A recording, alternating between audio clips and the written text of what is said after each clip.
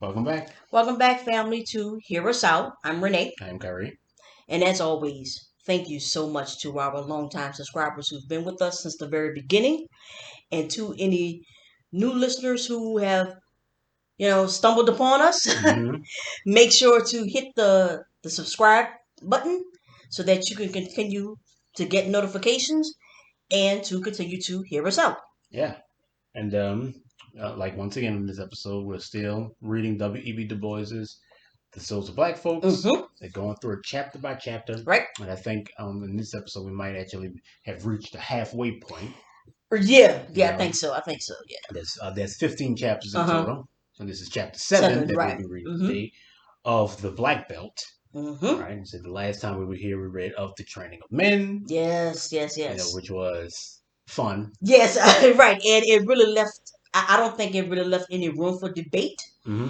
in his synopsis and his storytelling and what it is that people must do, Hmm. and the recognition of the problems at hand and how it is that we need to deal and reconcile with these issues, and we need to deal with them in a soberly way.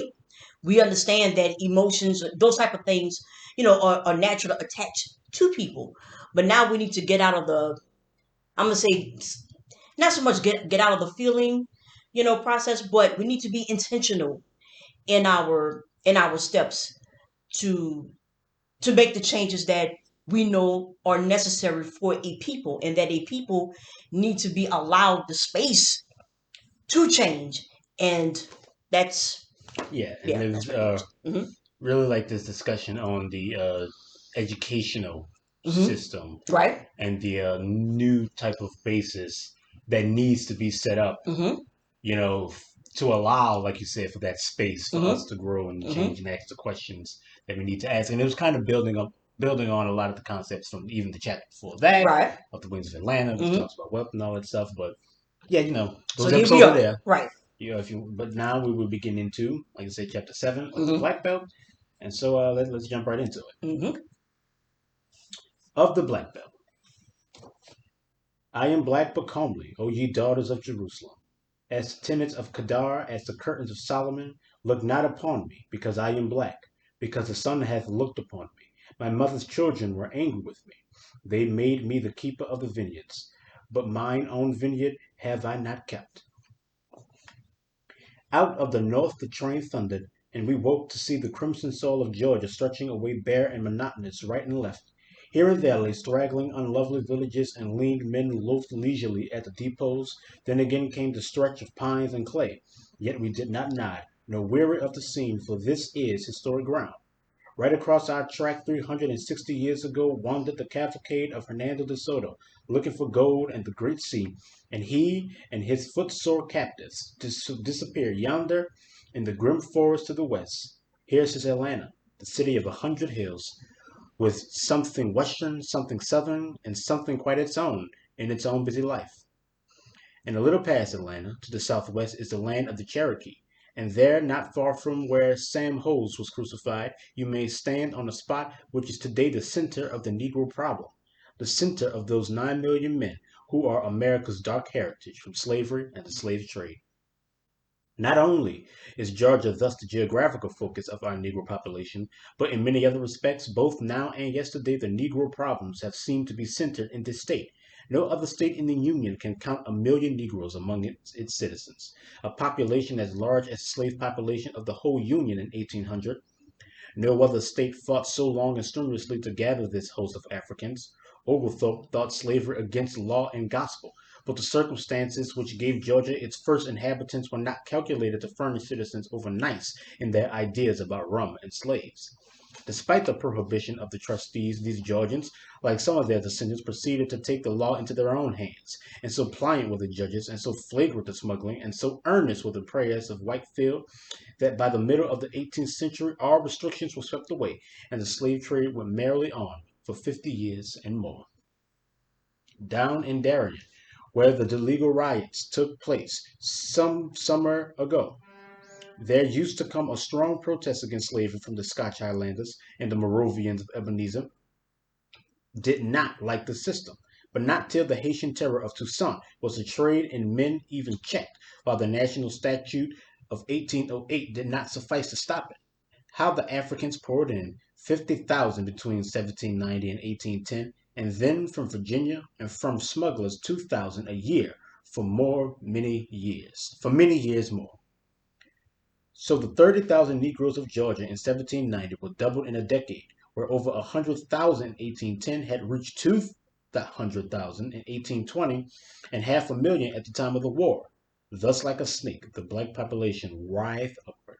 Right, and I just wanted to stop there for a moment, just to let everyone know that there's this thought going around that, well, you know, that no Ma'afa took place, that there was no there was no exchange of African bodies to come here, and I'm like, that is utterly ridiculous. I mean, I don't even know how many times this has to be discussed and dispelled, but here we see again, you know, that the exchanging of bodies, the taking of a people from Africa, okay, to here, even though it was supposedly illegally stopped, in 1808, we know that people were still coming as late as the 1860s. You know, I used to show my students like the Times Picayune's advertisements, right, where they were advertised for folk who have run away, and they would say that you know they'll have the name of the enslaved, and they say that this person speaks fluent Mende, fluent or whatever the case may be.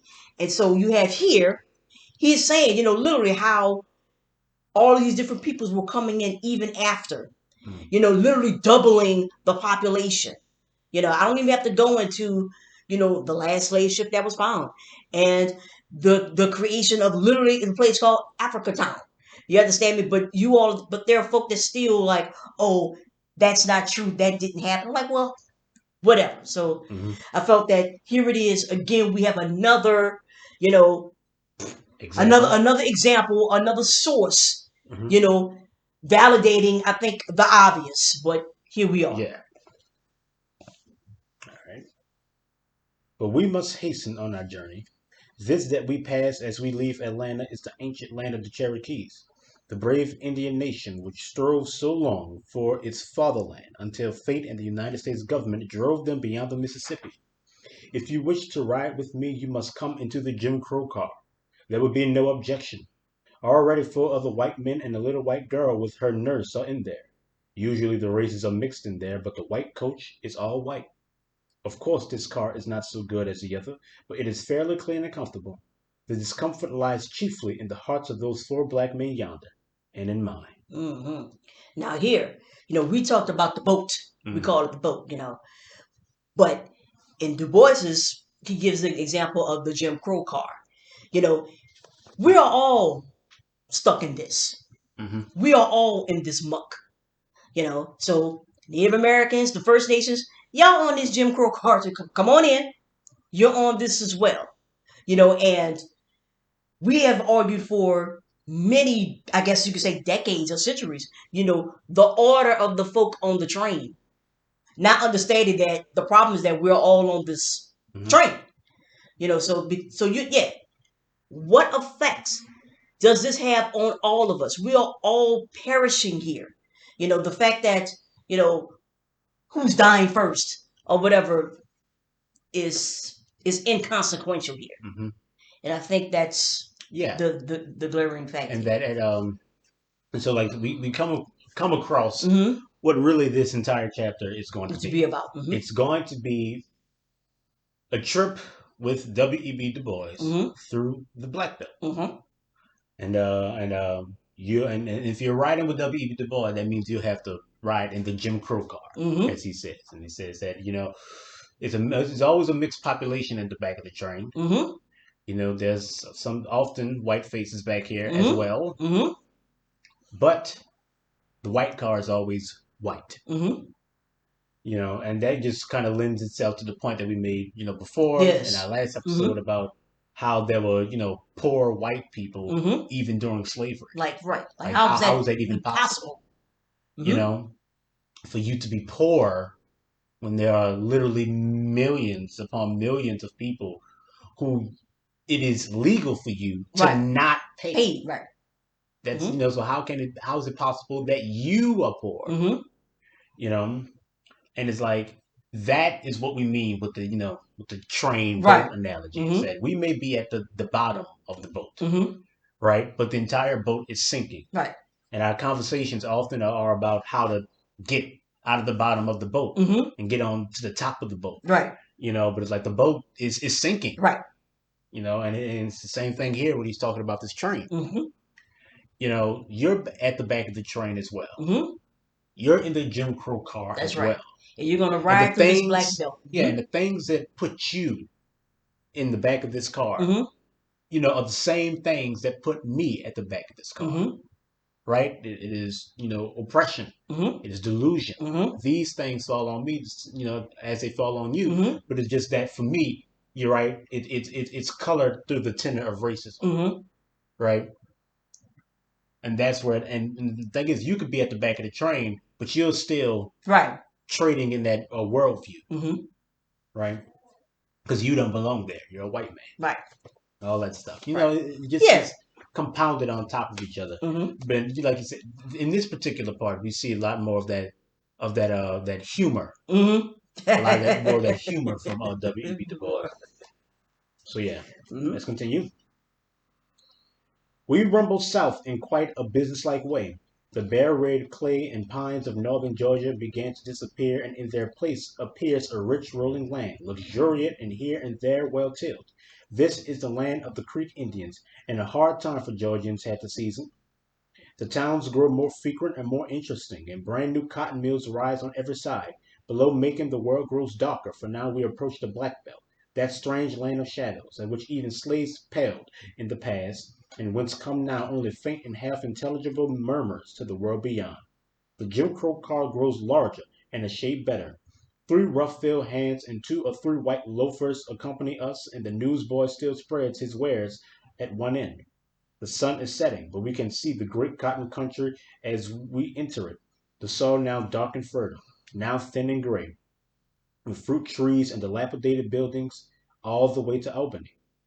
At Albany, in the heart of the Black Belt, we stop, 200 miles south of Atlanta, 200 miles west of the Atlantic, and 100 miles north of the Great Gulf lies Dougherty County, with 10,000 Negroes and 2,000 whites. The Flint River winds down from Andersonville, and turning suddenly at Albany, the county seat hurries on to join the Chattahoochee and the sea.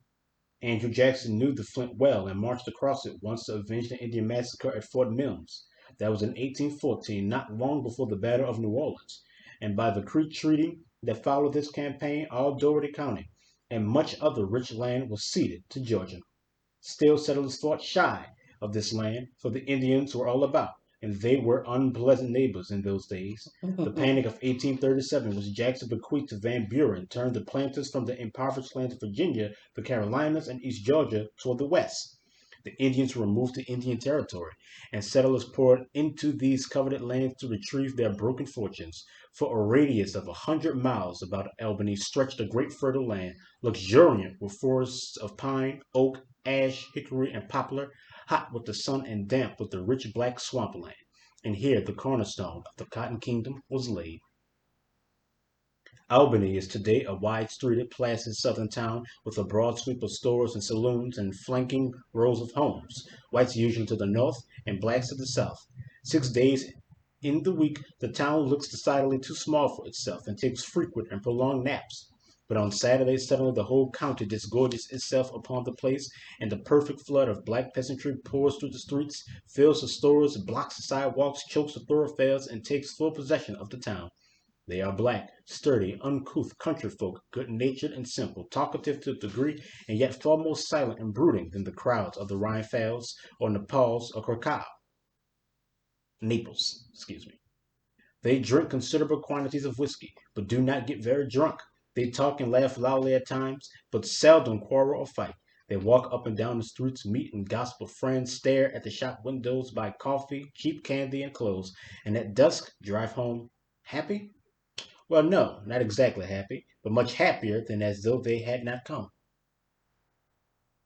Thus Albany is a real capital, a typical southern county town, the center of the life of 10,000 souls, their point of contact with the outer world, their center of news and gossip, their market for buying and selling, borrowing and lending, their fountain of justice and law. Once upon a time, we knew country life so well and city life so little that we illustrated city life as that of a closely crowded country district.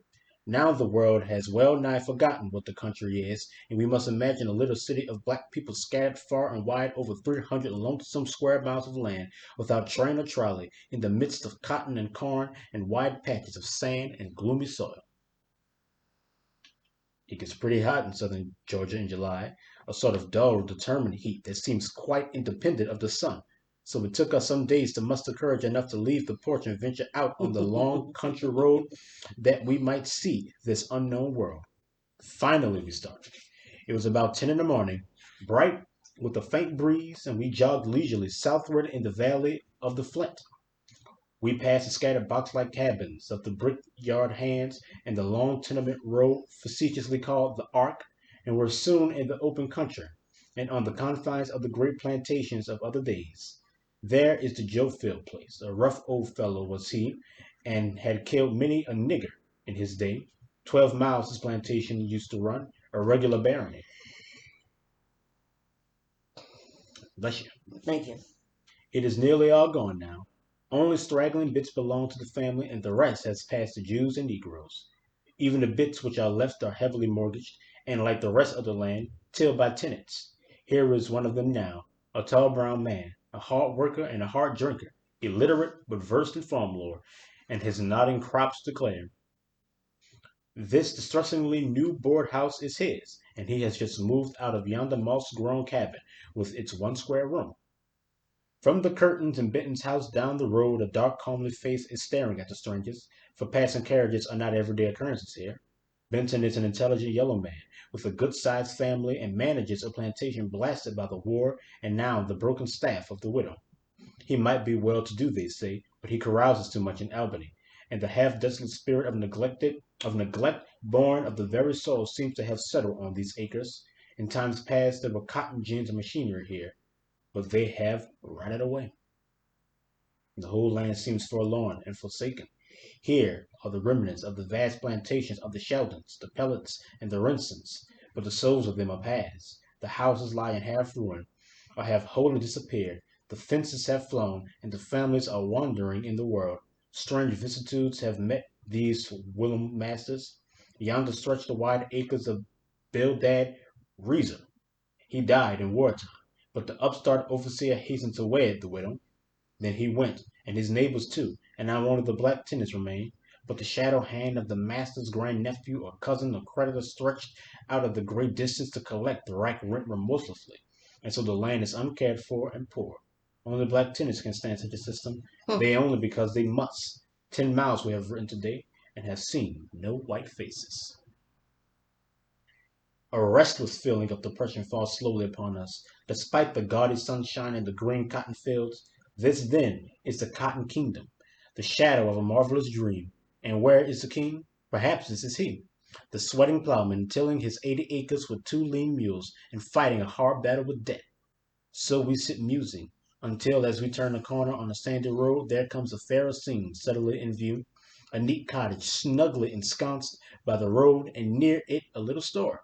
A tall bronze man rises from the porch as we hail him, and comes out to our carriage. He is 6 feet in height, with a sober face that smiles gravely. He walks too straight to be a tenant. Yes, he owns 240 acres. The land is run down since the boom days of 1850, he explains, and cotton is low. 3 black tenants live on his place, and in his little store he keeps a small stock of tobacco, snuff, soap, and soda for the neighborhood. Here is his gin house, with new machinery just installed. 300 bales of cotton went through it last year. 2 children he has sent away to school. Yes, he says sadly, he is getting on, but cotton is down to 4 cents. I know how debt sits staring at him. I just want to take a little break here and just talk about everything we've seen so far. Like we talk about, he has something of a sarcastic tone throughout this one, and it's kind of juxtaposed with the reality and the grimdark reality of what he's seeing, what Mm-hmm. he's talking about, and how these places were propped up by oppression Right. and slavery, Mm-hmm. the Cotton Kingdom and all of these things, but during those days when black people were in chains, this area was flooded with wealth, and it Mm-hmm. was beautiful and amazing and all these things. But now that we are no longer in chains and Mm-hmm. slavery is over, Mm-hmm. the masses have abandoned their land, That's right. Mm-hmm. abandoned it, but still want to profit from it. Mm-hmm. Yeah, that's why they charging the rent and all Yeah. that other stuff, So right? so Mm-hmm. so they gouge the people that they left behind, Mm-hmm. you know, still profiting from a broken system. But Mm-hmm. now, since it's no longer in their hands, it's in the hands of, the black tenants. Mm-hmm. Now the land is run down. Mm-hmm. Now the cotton doesn't come in as high. Yeah, as a matter of fact, it doesn't even cost as much. Mm-hmm. Now that it has to be purchased from Mm-hmm. the black tenant now. You know. And all these Mm-hmm. things compounding just to show you that it's always been that way. Mm-hmm. It was always just a dilapidated, rundown backwater. But through your artifice, Mm-hmm. you dressed it up as That's the right. Cotton Kingdom. Mm-hmm. But the reality is what those black people have always been living That's in, correct. and what That's they are right. existing in now. Mm-hmm. That's the reality of the Cotton Kingdom. Mm-hmm. Outside of the dream, Mm-hmm. of all that artifice, of all that dress up, Right. all those those Mm-hmm. lies, That's yes.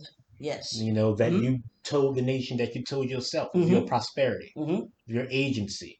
All that's gone. Mm-hmm. All that's gone, and you're still desperately clinging, vindictively clinging to this dream, Mm-hmm. still gouging, still doing these things, and that's the reality. Mm-hmm. That's the reality that these people are existing in, have always existed in. So you see it just through the recounting, Mm-hmm. and just through him going through Mm-hmm. and going through the black belt. Yeah, this is not So a before and after. yeah. What he is talking about has always been the Mm-hmm. Cotton Kingdom. Like you said, it's just that for those who didn't know, and you're just reading the pamphlets or whatever Mm-hmm. you know bull that the people are putting out there, you would think that when you think kingdom, you think glory and beauty Mm-hmm. and all of those things. No, This is what your kingdom this is. is what your kingdom is. Like I said, he's outside of the city of Atlanta. Mm-hmm. He's hundreds of miles south. Mm-hmm. So he's, like he said, He's in the belt, he's in the country. right? He's in the country, Mm-hmm. and even then he talks about challenging the very idea of what the country is. That's The right. people think it's disparate and sparse, Mm-hmm. and there's no life and all this stuff, but Yeah. there is. Mm-hmm. Especially There's on a a Saturday. very thriving, Uh-huh. bustling, Mm-hmm. rural environment Mm-hmm. where thousands of people, engage in life, Mm-hmm. and that's, like I said, that's always been the reality, Mm-hmm. but the fact that, they are living, you know, living and Mm-hmm. with such, like you say, like, this is a system that only black people can live in, and Mm-hmm. only because they're forced to live in it. That's right. Only we, only we can live Mm-hmm. in this system Mm-hmm. because we have to. Two. Right. And even in those moments, Mm-hmm. you see this, I don't know, hunger for life. Mm-hmm. That people still, you know, find a reason to laugh and Yeah, laugh. smile Yeah. and get Mm-hmm. out of the house and Mm-hmm. do things with crippling debt, yet you work every day. And it's like, this is the futility that we're Mm-hmm. all, that we've been existing in for so Mm-hmm. long. It's been a lie for a Mm-hmm. long time. People have been living under delusion that everything is right and fair, and it's just that we just have these little issues, and And that if you do the if you right do the thing, right thing and take all follow the it, right steps, you're going to get there. And it's yeah. like, the only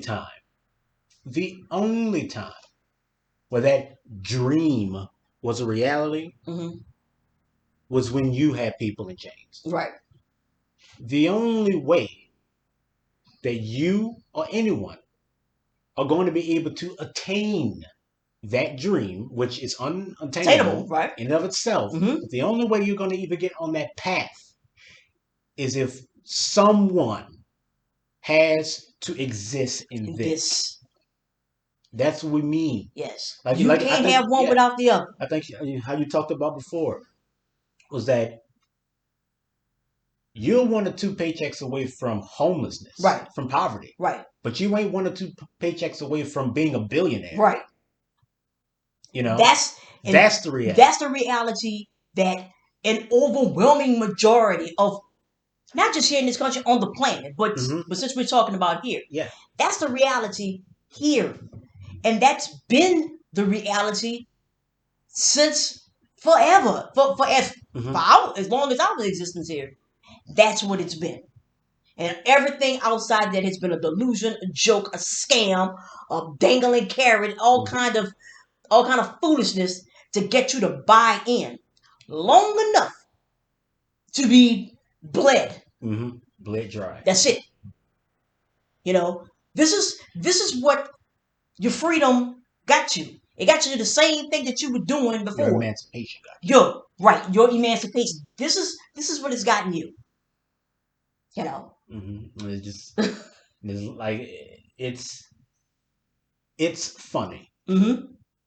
After a while, you can only look at it and just laugh. Mm-hmm. Like this is because it's ridiculous. Mm-hmm. It is ridiculous. Yeah. It is the darkest of comedies. Yes. And it's so like just going through this, Mm-hmm. just perusing Mm-hmm. this black belt, adventuring, going through it, you Mm-hmm. see what the reality is. That you're not happy, but you're happier than you would be without Mm-hmm. if you had not. Yeah. But can you like just But you can't. But you're not happy. yeah. You just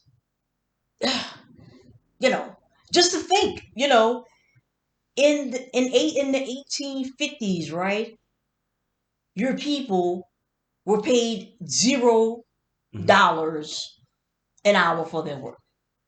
And here it is in the 21st century.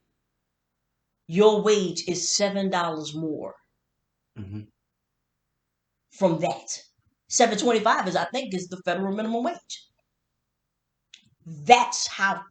Well, yeah. Mm-hmm. Yes.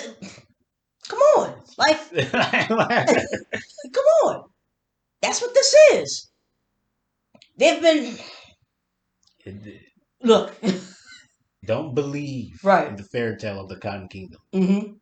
Because the only way you're going to get it or even approach it, because like I said, it was a dream even then. That's, Mm-hmm. all it ever was oppression and, Right. and brutality. Mm-hmm. That's the only way you're ever going to get there is through Right. oppressing people and brutally suppressing them. Mm-hmm. And forcing them to engage in a system that no one would willingly participate in. There were no volunteers. Right. So yeah, Yeah. So that's where we are. let's Let's keep continue. going. Mm-hmm. Wherever the king may be, the parks and palaces of the Cotton Kingdom have not wholly disappeared. We plunge even now into great groves of oak and towering pine, with an undergrowth of myrtle and shrubbery. This was the home house of the Thompsons, slave barons who drove their coach and four in the merry pass. All is silence now, and ashes and tangled weeds. The owner put his whole fortune into the rising cotton industry of the 50s, and with the falling prices of the 80s, he packed up and stole away. Yonder is another grove, with unkempt lawn, great magnolias, and grass-grown paths. The big house stands in half ruin, its great front door staring blankly at the street, and the back part grotesquely restored for its black tenant. A shabby, well-built Negro he is, unlucky and irresolute. He digs hard to pay rent to the white girl who owns the remnants of the place. She married a policeman and lives in Savannah. Now and again we come to churches. Here is one now, Shepherd's they call it, a great whitewashed barn of a thing, perched on stilts of stone and looking for all the world as though it were just resting here a moment and might be expected to waddle off down the road at almost any time. And yet it is the center of 100 cabin homes, and sometimes, of a Sunday, 500 persons from far and near gather here and talk and eat and sing. There is a schoolhouse near, A very airy, empty shed, but even this is an improvement, for usually the school is held in the church. The churches vary from log huts to those like shepherds, and the schools from nothing to this little house that sits demurely on the county line. It is a tiny plank house, perhaps 10 by 20, and has within a double row of rough, unplanned benches, resting mostly on legs, sometimes on boxes. Opposite the door is a square home-made desk. In one corner are the ruins of a stove, and in the other a dim blackboard. It is the cheerfulest schoolhouse I have seen in Doherty, save in town. Back of the schoolhouse is a lodge house, 2 stories high and not quite finished. Societies meet there. Societies to care for the sick and bury the dead. And these societies grow and flourish. I don't, it just reminds me of how now, how all the I think like during COVID, it was the insurance companies are making billions of Mm-hmm. dollars, and during the lockdown, it was like debt relief lawyers and all Mm-hmm. these people who were making all this money. Mm-hmm. They're like, like anytime during times of crisis, the only people, which is, I mean, when is America never at that Right. turning point? Right. It's always, the people who dwell in the very worst, who deal in the very worst, who Mm-hmm. always end up coming out ahead. We had come to the boundaries authority and were about to turn west along the county line when all of these sights were pointed out to us by a kindly old man, black, white hair, and 70. 45 years he had lived here, and now supports himself and his old wife by the help of the steer tethered yonder and the charity of his black neighbors. He shows us a farm of the hills just across the county line in Baker, a widow and 2 strapping sons who raised 10 bells. One need not add cotton down here last year. There are fences and pigs and cows and the soft-voiced, velvet-skinned young Memnon, who sauntered half bashfully over to greet the strangers, is proud of his home. We turn now to the west along the county line. Great dismantled trunks of pine towers above the green cotton fields, cracking their naked gnarled fingers toward the border of living forest beyond. There is little beauty in this region, only a sort of crude abandon that suggests power, a naked grandeur as it were. The houses are bare and straight. There are no hammocks or easy chairs, and few flowers. So when, as here at Rowden's, one sees a vine clinging to a little porch and a home-like window peeping over the fences, one takes a long breath. I think I never before quite realized the place of the fence in civilization. This is the land of the unfenced, where crouch on either side scores of ugly one-room cabins, cheerless and dirty. Here lies the Negro problem in its naked, dirty, and penury. And here are no fences. But now and then the crisscross rails of straight paling break into a view, and then we know a touch of culture is near. Of course, Harrison Gohagan, a quiet yellow man, young, smooth-faced, and diligent. Of course, he is lord of some 100 acres, and we expect to see a vision of well-kept rooms and fat beds and laughing children. For has he not fine fences? And those over yonder, why should they build fences on the rack-rated land? It will only increase their rent. I mean, I just, I like you mean, can just welcome. Yeah. I see. mean, you know what this is. Look, it's the same stuff. Why don't y'all take care of y'all neighborhoods? Why don't y'all clean up your block? Whatever. We don't own any of this here. Why would we paint this or do? Mhm. And It only increases it'll our rent. it increases our rent. It makes life harder. It makes life harder. I mean, So you can just see the wry smile he mm-hmm, had in writing this stuff. right. You can feel it. Mm-hmm, Talking about how like the land of the fences, mm-hmm, and that nothing is a greater indication of right. civilization Civilization. That's right. than a fence. And how you know you can tell that what you call it, what's his name, Harrison Gohagan. Uh huh. You can tell that he's successful. Got all them fences. Right. Whereas over here, they don't even bother to build them. Mm-hmm. What you want over here anyway? What's the It's point? nothing to get. Yeah, Yeah. what's the point of building them What's up? the yeah? Like it's just like you can, like you just Yeah. see it. Mm-hmm. You see it, and you can just feel the echo of this. That, like I said, this shouldn't be as relevant as it is, but still, like you said, we've only got to 7. Right. to $7 and like 25. 25 Mm-hmm. cents. And who knows, we might get to 15 one of these days. That, that ought to change everything, right?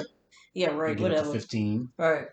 Like, it's just, The mindset hasn't changed. I mean, we already know that $15 an hour right now couldn't you just couldn't do anything with that right now. and, But that's a whole. yeah, but Yeah. we get 15. Yeah. We Of work, course. so we worked for like for centuries, for Yeah. decades.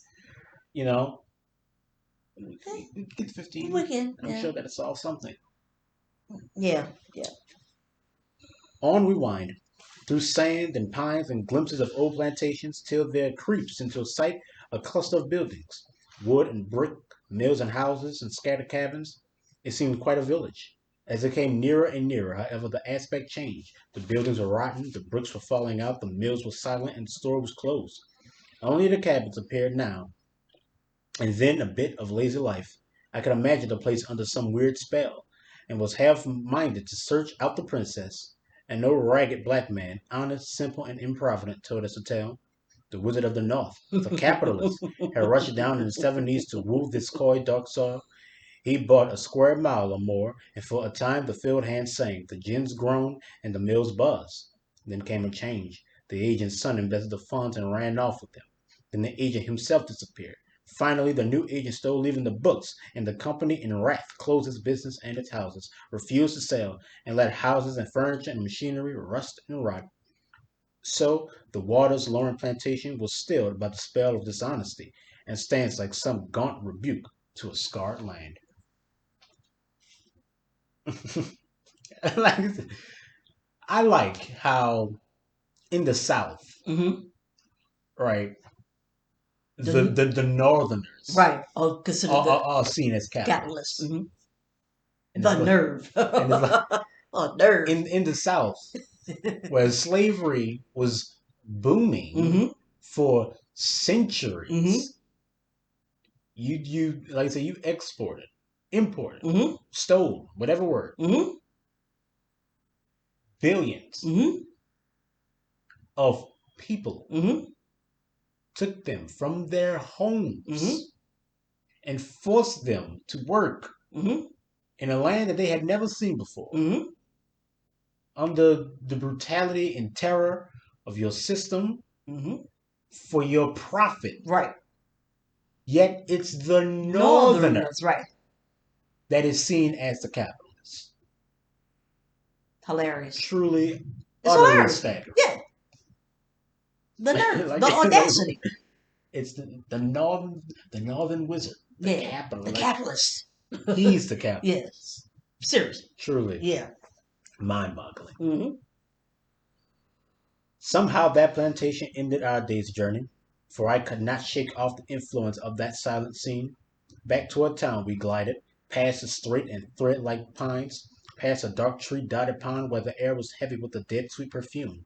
White slender-legged curlews flitted by us, and the garnet blooms of the cotton looked gay against the green and purple stalks.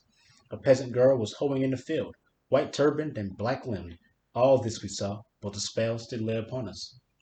How curious a land is this! How full of untold story, of tragedy and laughter, and the rich legacy of human life, shadowed with a tragic past, and big with future promise.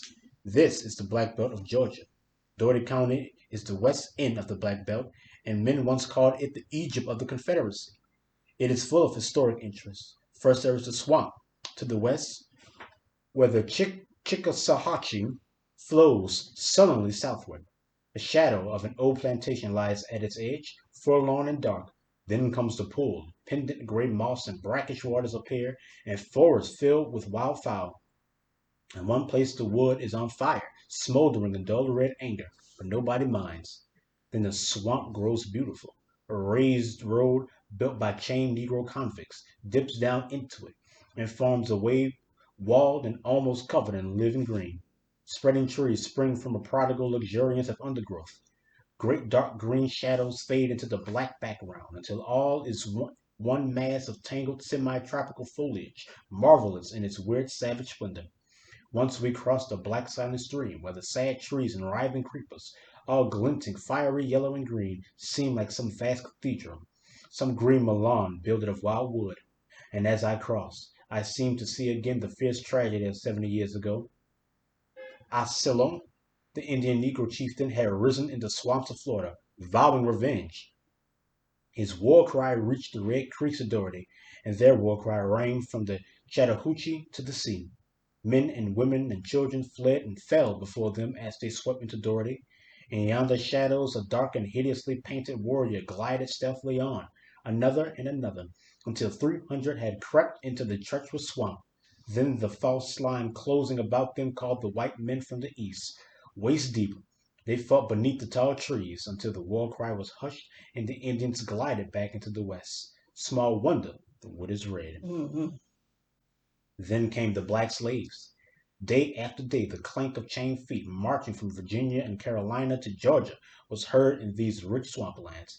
Day after day, the songs of the callous, the wail of the motherless, and the muttered curses of the wretched echoed from the Flint to the Czechoslovakia until by 1860 there had arisen in West Doherty perhaps the richest slave kingdom the modern world ever knew.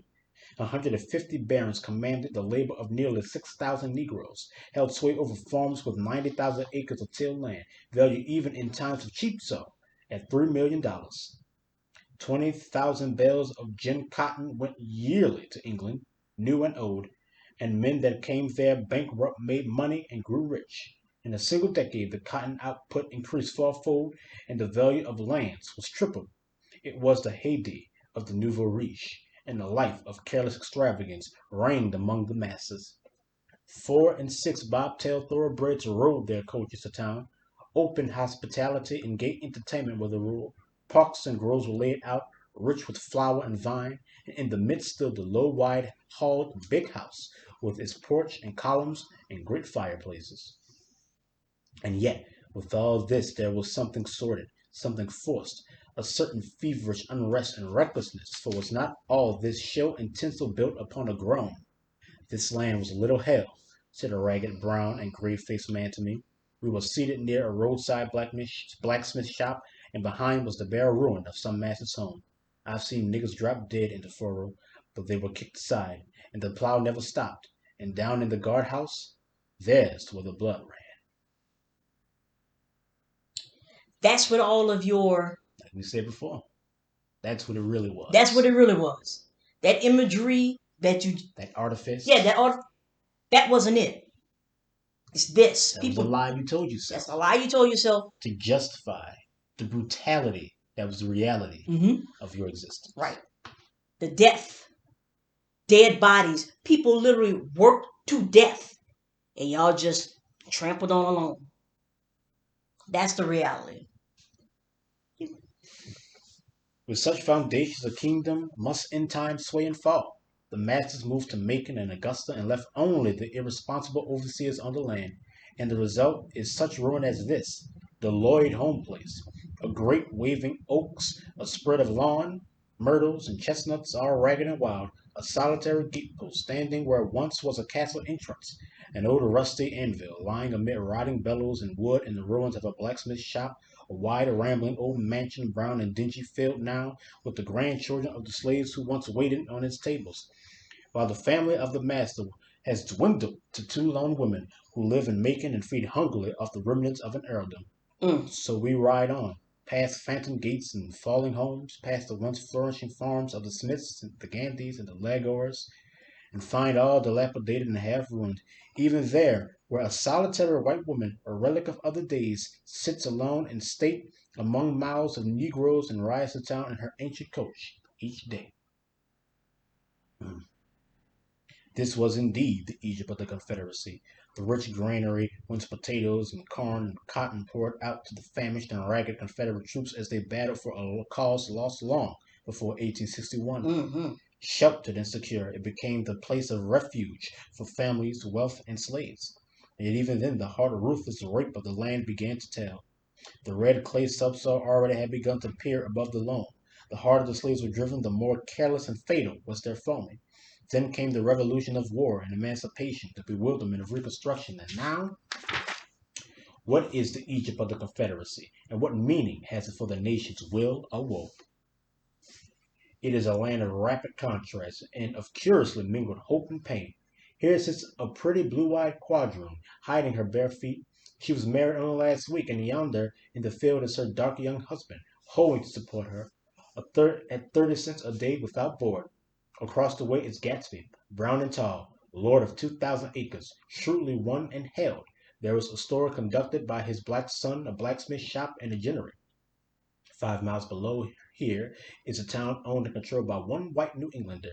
He owns almost a Rhode Island county, with thousands of acres and hundreds of black laborers. Their cabins look better than most, and the farm, with machinery and fertilizers, is much more businesslike than any in the county. Although the manager drives hard bargains at wages, when now we turn and look 5 miles above, there on the edge of town are 5 houses of prostitutes, two of black and three of whites. And in one of the houses of the whites, a worthless black boy was harbored too openly 2 years ago, so he was hanged for rape. And here, too, is the high whitewashed fence of the stockade. As the county prison is called, the white folks says it is ever full of black criminals. The black folks say that only colored boys are sent to jail, and they are not because they are guilty, but because the state needs criminals to eke out its income by their forced labor. The Jews is the heir of the slave baron in Doherty, and as we ride westward by wide stretching cornfields and stubby orchards of peach and pear, we see on all sides within the circle of dark forest a land of Canaan. Here and there are tales of projects of money getting born in the swift days of Reconstruction. Improvement companies, wine companies, mills and factories, nearly all failed, and the Jew fell heir. It is a beautiful land. This Doherty, west of the Flint. The forests are wonderful. The solemn pines have disappeared, and this is the Oaky Woods, with its wealth of hickories, beeches, oaks, and palmettos. But a pall of debt hangs over the beautiful land. The merchants are in debt to the wholesalers, the planters are in debt to the merchants, the tenants owe the planters, and the laborers bow and bend beneath the burden of it all. Here and there a man has raised his head above the murky waters. We passed one fenced stock farm, with grass and grazing cattle that looked very homelike after endless corn and cotton. Here and there are black freeholders. There is the gaunt, dull black Jackson, with his 100 acres. I say look up. If you don't look up, you can't get up, remarks Jackson philosophically, and he's gotten up. Doc Carter's neat barns will do credit to New England. Its master helped him to get a start, but when the black man died last fall, the master's son immediately laid claim to the estate. And them white folks will get it too, said my yellow gossip.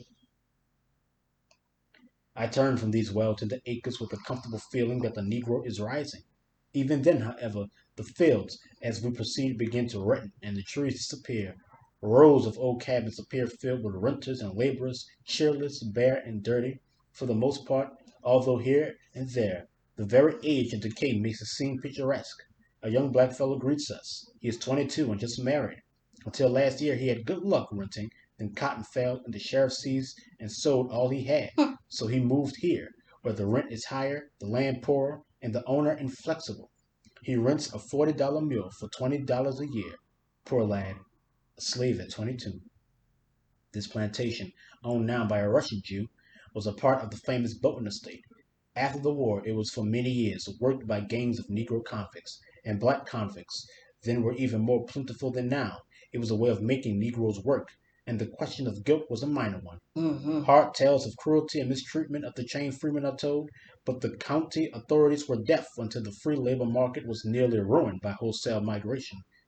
Then they took the convicts from the plantation, but not until one of the fairest regions of the Oaky Woods had been ruined and ravished into a red waste, out of which only a Yankee or a Jew could squeeze more blood from debt-cursed tenants. That's a bit of malice on that one. Yeah, yeah. You have hitched yourself to a system that the only result can be blood, death, criminals. The emancipation was not freedom. Mm-hmm.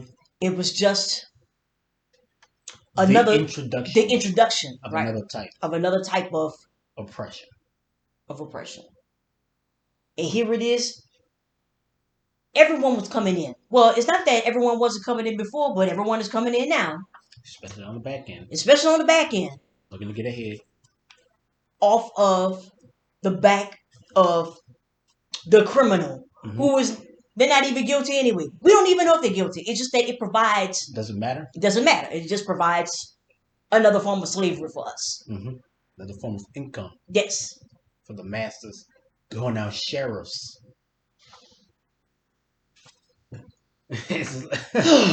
Word. uh, no wonder that Luke Black, slow, dull, and discouraged, shuffles to our carriage and talks hopelessly. Why should he strive? Mm-hmm.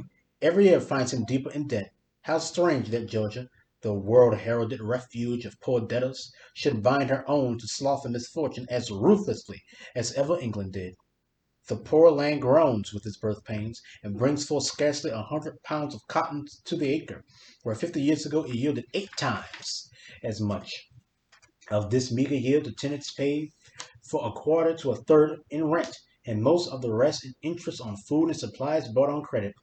20 years yonder, sunken cheeked old black man has labored under that system, and now, turned day laborer, is supporting his wife and boarding himself on his wages of $1.50 a week, received only part of the year.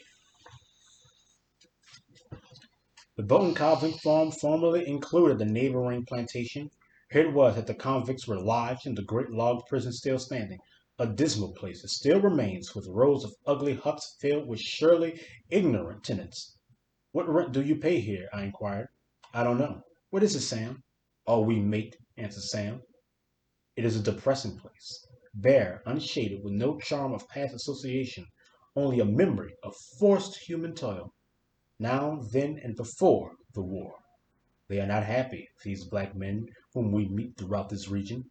There is little of the joyous abandon and playfulness which we are wont to associate with the plantation Negro. At best, the natural good nature is edged with complaint or has changed into sullenness and gloom, and now and then it blazes forth in veiled but hot anger. I remember one big red-eyed black whom we met by the roadside. 45 years he had labored on this farm, beginning with nothing and still having nothing. Mm-hmm. To be sure, he had given 4 children a common school training, and perhaps in the new fence law, if the new fence law had not allowed unfenced crops in West Doherty, he might have raised a little stock and kept ahead. As it is, he is hopelessly in debt, disappointed and embittered. He stopped us to inquire after the black boy in Albany, whom it was said a policeman had shot and killed for loud talking on the sidewalk. And then he said slowly, "Let a white man touch me and he dies. I don't boast this. I don't say it around loud or before the children, but I mean it. I've seen them whip my father and my old mother in them cotton rows till the blood ran by, and we passed on. Just walked away.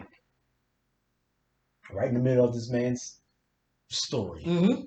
telling you this white hot anger that burns inside of him. What Mm-hmm. else can you do but just walk on? Right in the middle of his story. Mm-hmm. Like it's It's depressing. I mean, it's the same. like even like early on, like in the same paragraph when he Mm-hmm. talked about um you know The rent, the right? not the rent but the playfulness and joyous that we would associate with the plantation Negro. Like Mm-hmm. even then you feel this, like you can feel like this ride, Mm-hmm. this anger, Right. and like you associated playfulness and happiness and Mm-hmm. joyousness with black people on the plantation, Mm-hmm. right? But like we said, this is the reality Mm-hmm. that they were always existing in. Mm-hmm. It was sullenness, it Mm-hmm. was sadness, it was sloth. Right. You're not going to get the best out of people forced to work, forced to occupy Right. this servile caste. Right. You're only going to get what keeps them alive. It might be, good for you. You might think it's the best, but it's only good enough to keep them alive, to Mm-hmm. keep them from, not And being like I say, killed, not being whipped, any of those and things. you don't care because you're profiting hand over foot. Right. And this is the reality. There was no happiness, no joyousness. No. It was this. It was it was tragic on the entire plantation for any. I don't care if you worked on the field or in the house. I'm like, that has to be one of the greatest urban legend, greatest myths ever about, you know, working in the house versus working in the field. How working in the house was easier, or that You're a this slave. you're a slave. And I'm here to tell you There's the last nothing easy look. about being a You slave, you no didn't matter want where to. you are. That's right. You didn't want to be in close proximity to them to white folks anyway, especially in the house. See, y'all need to read some narratives. That's the last place you want to be. The last. So this idea that well, because separation of work and made it seem that's who told you that? Because when you listen to us, like I said, the reality is that it wasn't like that at all. It wasn't like that. Like that. It, You're a slave. you're a slave. It doesn't matter if you're in the house, if you're on the field, if you're in the north, or if you're in the south. That's It right. doesn't matter. You're a slave. Slave. And yes, there And you was are slavery in the subject, North too. yeah, Yes, definitely. you are subject to the brutality of that system Mm-hmm. wherever you Or are. Even if you have a nice slave master. whatever that even means, Whatever right? that even means. Like, Because it had they're a slave their master. slave They master. own you. You. So it's like there none of this.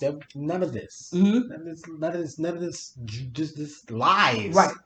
that they told themselves about their happy Mm-hmm. slaves And and their their and their cotton kingdoms. all this stuff. You know, Their Egypt of what that Egypt of even Confederacy. is. What kind of that is You're lying. you're lying. You're delusional. You are delusional. And this is truly a depressing read. Mm-hmm. Not even we're almost done. Yeah, we're almost done. We're not even finished yet. We're almost done. Right. But like it is truly like just like all right. Let's Yeah, let's, let's keep going. Let's let's keep going. continue. Mm-hmm. Try to finish this off. Now Sears, whom we met next lolling under the chubby oak trees, was of quite different fiber. Happy? Well, yes. He laughed and flipped pebbles and thought the world was as it was. He had worked here 12 years and has nothing but a mortgage mule. Children? Yes, 7. But they hadn't been to school this year, couldn't afford books and clothes, and couldn't spare their work. There go part of them on the fields now. 3 big boys astride mules and a strapping girl with bare brown legs. Careless ignorance and laziness here, fierce hate and vindictiveness there. These are the extremes of the Negro problem which we meet that day, and we scarce knew which we preferred. Here and there we meet distinct characters quite out of the ordinary. One came out of a piece of newly cleared ground, making a wide detour to avoid the snakes. He was an old, hollow-cheeked man with a drawn and characterful brown face. He had a sort of self-contained quaintness and rough humor impossible to describe, a certain cynical earnestness that puzzled one. The niggers were jealous of me over on the other place, he said, and so me and the old woman baked this piece of wood, and I cleared it up myself. Made nothing for 2 years, but I reckon I've got a crop now. The cotton looked tall and rich, and we praised it. He curtsied low and then bowed almost to the ground, with an imperturbable gravity that seemed almost suspicious. Then he continued, My mule died last week, a calamity in this land equal to a devastating fire in town. But a white man loaned me another. Then he added, eyeing us, Oh, I gets along with white folks. We turned the conversation. Bears, deer, he answered. Well, I should say there were. And he let fly a string of brave oaths, and he told hunting tales of the swamp. We left him standing still in the middle of the road looking after us, and yet apparently not noticing us. The Whistle place, which includes his bit of land, was bought soon after the war by an English syndicate, the Dixie Cotton and Corn Company. A marvelous deal of style their factor put on, with his servants and coach and six, so much so that the concern soon landed in inexorable bankruptcy. Nobody lives in the old house now, but a man comes each winter out of the north and collects his higher rents. I know not which are the more touching, such old empty houses or the homes of the master's sons. Sad and bitter tales lie hidden back of those white doors, tales of poverty, of struggle, of disappointment. A revolution such as that of '63 is a terrible thing. That they that rose rich in the morning after often slept in paupers' beds. Mm-hmm. Beggars and vulgar speculators rose to rule over them, and their children went astray. See yonder sad color house with its cabins and fences and glad crops. It is not glad within. Last month the prodigal son of the struggling father wrote home from the city of money. Money. Mm-hmm. Where was it come from? And so the son arose in the night and killed his baby, and killed his wife, and shot himself dead, and the world passed on. Mm. I remember wheeling around a bend in the road beside a graceful bit of forest and a singing brook. A long low house faced us, with porch and flying pillars, great oaken door, and a broad lawn shining in the evening sun. But the window panes were gone, the pillars were worm eaten, and the moss grown roof was falling in. Half curiously, I peered through the unhinged door, and saw where, on the wall across the hall, was written in once gay letters a faded welcome. Quite a contrast to the southwestern part of Dougherty County in the northwest. Soberly timbered in oak and pine, it has none of that half tropical luxuriance of the southwest. Then, too, there are fewer signs of a romantic past, and more of systematic modern land grabbing and money getting. White people are more in evidence here, and farmer and hired labor replace to some extent the absentee landlord and rack rent attendant. The crops have neither the luxuriance of the richer land nor the signs of neglect so often seen, and there were fences and meadows here and there. Most of this land was poor and beneath the notice of the slave baron before the war. Since then his nephews and the poor whites and the Jews have seized it. The returns of the farmer are too small to allow much for wages, and yet he will not sell off small farms. There is a Negro Sanford. He has worked 14 years as overseer on the Lansing place and paid out enough for fertilizer to have bought a farm, but the owner will not sell off a few acres. Two children, a boy and a girl, are hoeing sturdily in the fields on the farm where Corliss works. He is smooth-faced and brown, and is fencing up his pigs. He used to run a successful cotton gin, but the Cottonseed Oil Trust has forced the price of ginning so high that he says it hardly pays him. He points out a stately old house over the way as the home of Pa Willis. We eagerly ride over, for Pa Willis was the tall and powerful black Moses who led the Negroes for a generation and led them well. He was a Baptist preacher, and when he died 2,000 black people followed him to the grave, and now they preach his funeral sermon each year. His widow lives here, a weazen, sharp-featured little woman, who curtsied quaintly as we greeted her. Further on lives Jack Delson, the most prosperous Negro farmer in the county. It is a joy to meet him. A great, broad-shouldered, handsome black man, intelligent and jovial. 650 acres he owns, and has 11 black tenants. A neat and tidy home nestled in a flower garden, and a little store stands beside it. We pass the Munson place, where a plucky white widow is renting and struggling, and the 1,100 acres of the Senate plantation with its Negro overseer. Then the character of the farms begins to change. Nearly all the lands belong to Russian Jews. The overseers are white, and the cabins are bare board houses scattered here and there. The rents are high, and day laborers and contract hands abound. It is a keen, hard struggle for living here, and a few have time to talk. Tired from the long ride, we gladly drive into Gilsonville. It is a silent cluster of farmhouses standing on the crossroads, with one of its stores closed and the other kept by a Negro preacher. They tell great tales of busy times at Gilsonville, before all the railroads came to Albany. Now it is chiefly a memory. Riding down the street, we stop at the preacher's and seat ourselves before the door. It was one of those scenes one cannot soon forget. A wide, low little house, whose motherly roof reached over and sheltered a snug little porch. There we sat, after the long hot drive, drinking cool water. The talkative little storekeeper who is my daily companion, the silent old black woman patching pantaloons and saying never a word, the ragged picture of helpless misfortune who called in just to see the preacher, and finally, the neat matronly preacher's wife, plump, yellow, and intelligent. Own land? Said the wife.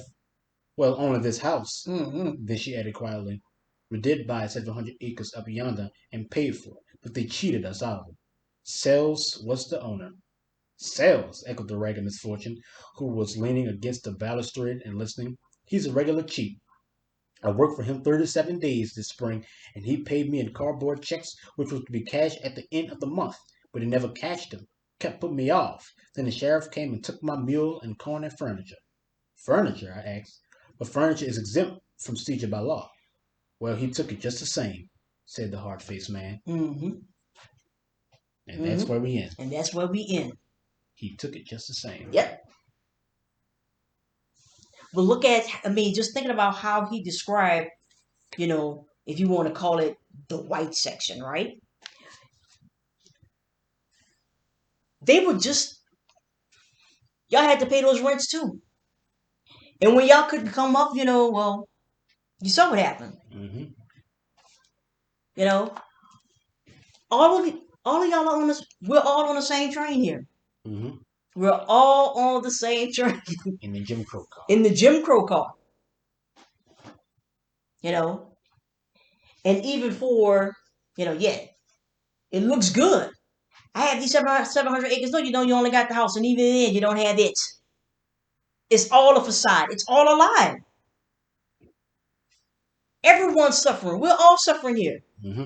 But because, like you mentioned, we see their privilege Mm-hmm. and the benefits of their privilege, they see our oppression, Mm-hmm.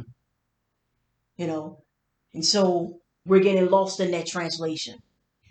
There's no vision. Mm-hmm. We just seeing it, you know. So So yeah, yeah. like I said, in conclusion, Mm-hmm. this chapter, like I said, was it was depressing. Yeah. I mean, it is no other way to put it. Mm-hmm. But like I said, it But was. that's what all of this is, though. And even, I'm sorry, and even in trying to teach American history, it really doesn't even matter what period, right? In trying to teach American history, everyone wants to talk about, we want to talk the glory, the glory, the humanity, the the cherry picking and all this type of stuff. Mm-hmm.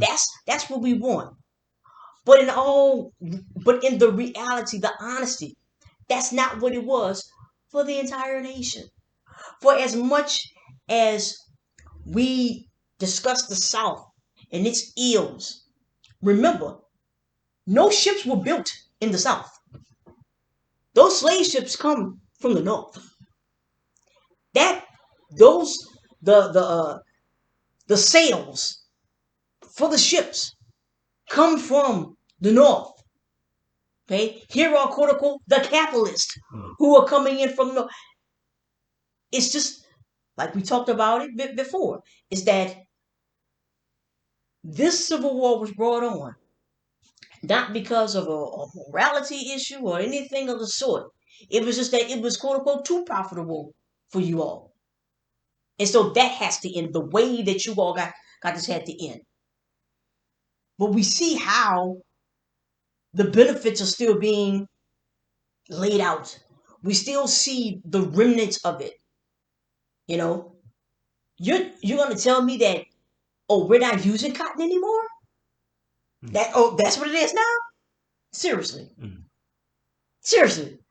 So now it's so, this particular crop doesn't have the value that it had once before because the hands that were doing it has to be paid. That's what, and so you have this continuous plight, the continuation of lies and delusion. And what I love so much about this particular essay, this particular chapter, is that it provided what was missing, the truth. The truth. Because there's always been, and even now, when people talk about the South, it's always this glorious plantations and magnolia flowers. I'm like, what? The buildings were always dilapidated. They were maintained by us, so they presented themselves a different way. But they were always dilapidated. They were always ragged. It was always like this. It was always a struggle. It was always that. So, So yeah. yeah, if you have any questions or comments, leave them in the comments, and thank you for hearing us out. Thank you.